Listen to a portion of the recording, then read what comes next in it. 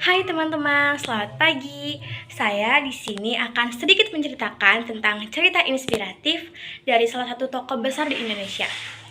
Judul cerita ini adalah Dua Kepala Satu Harapan, kisah Profesor Bambang, sang pahlawan tanpa sorotan. Pernahkah kalian membayangkan dua bayi lahir tapi kepalanya menempel? Bukan berdampingan, tapi benar-benar menempel antara tengkorak dan otaknya. Satu bergerak, yang lain ikut. Satu menangis, yang lain ikut menangis. Mereka adalah satu tubuh yang ingin dipisahkan. Tapi, oleh siapa? Saat semua orang ragu, ketika dunia berkata mustahil, seorang dokter asal Indonesia berdiri paling depan. Ia tak banyak bicara, tapi tindakannya mengguncang dunia medis. Ia adalah Profesor Dr. Bambang S. Tejakusumana, spesialis bedah saraf konsultan. Profesor Bambang bukan orang yang haus panggung. Ia tak banyak muncul di media, tapi banyak muncul di meja operasi dan ruang kelas. Sebagai lulusan terbaik Fakultas Ilmu Kedokteran UGM, ia memilih jalan yang banyak orang tak berani ambil, menjadi ahli bedah saraf, berhubungan langsung dengan organ paling vital manusia, yaitu otak.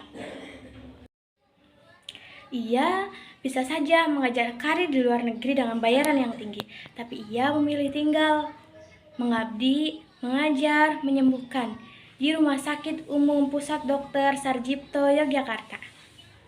Ia banyak menangani kasus-kasus rumit, dari yang tak mampu hingga melakukan riset-riset besar untuk kemajuan ilmu kedokteran Indonesia.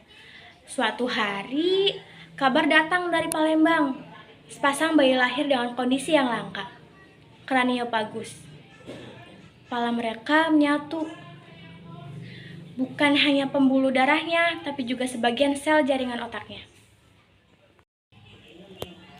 Dunia medis internasional tahu, ini adalah kasus yang beresiko. Ini adalah salah satu operasi tersulit di dunia. Tapi Profesor Bambang tak mundur. Ia bersama rekan-rekan lainnya dari bidang spesialis bedah saraf, anestesi, plastik, bahkan psikolog, ia merancang sebuah operasi besar yang belum pernah dilakukan di Indonesia. Operasi itu berlangsung lebih dari 20 jam. Bayi yang begitu rapuh, pembuluh darah yang begitu kecil, dan tanggung jawab yang begitu besar berada di tangannya. Tapi akhirnya, dunia menyaksikan keajaiban tangan anak bangsa. Operasi itu dinyatakan berhasil. Tapi, kisah ini tak berhenti di ruang operasi. Kisah ini berlanjut. Profesor Bambang ikut membesarkan mereka. Ia ikut dalam masa pemulihan mereka. Ia memberikan dukungan moral dan medis. Ia bahkan mencarikan bantuan pendidikan agar pendidikan mereka tetap berjalan. Ia tak hanya menjadi dokter, tapi ia juga menjadi ayah bagi mereka. Ia hadir di hari ulang tahun mereka, di saat mereka jatuh, di saat mereka menyerah karena diejek berbeda. Suatu hari, ketika mereka berada di bangku SMA, keduanya mengutarakan hal yang sama. Kami ingin menjadi dokter, seperti ayah Bambang. Kami ingin menyelamatkan orang, seperti kami pernah diselamatkan. Profesor Bambang tak pernah mengejar gelar atau penghargaan, tapi hari itu, dunia tahu siapa dia sebenarnya. Seorang pahlawan yang berdiri tanpa membawa senjata, tapi membawa pisau bedah yang penuh kasih di tangannya. Kisah ini adalah pengingat untuk kita semua, bahwa menyelamatkan satu nyawa dapat menumbuhkan 1000 harapan.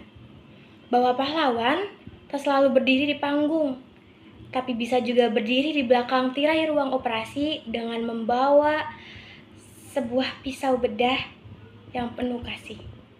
bekerja dalam diam untuk sesuatu yang jelas, yaitu cinta terhadap hidup dan kemanusiaan.